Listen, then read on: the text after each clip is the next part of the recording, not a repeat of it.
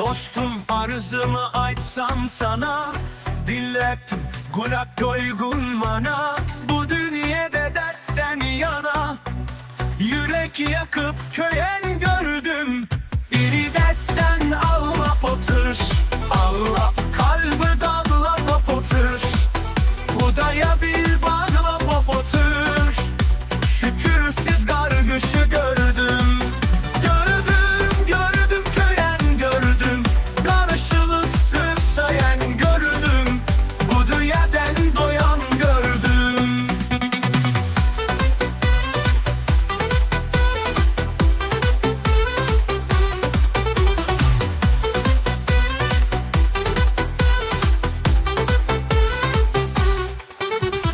Dünyanın yüzü bir bat bilsen, güne yetim malını alsan, besliktir ağlanana gülsen. Dost ağlamanda gülen gördüm. Gördüm köyen gördüm. Karşılıksız sayan gördüm. Bu dünyadan doyan gördüm.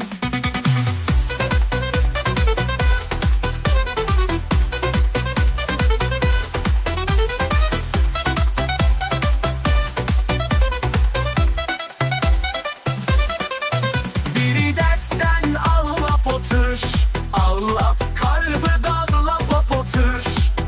Hudaya bir bağla popotır. Şükürsüz kargışı gördüm.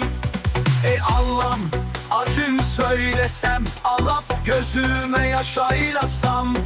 Pusat ber toba eylesem, toba etmen ölen gördüm.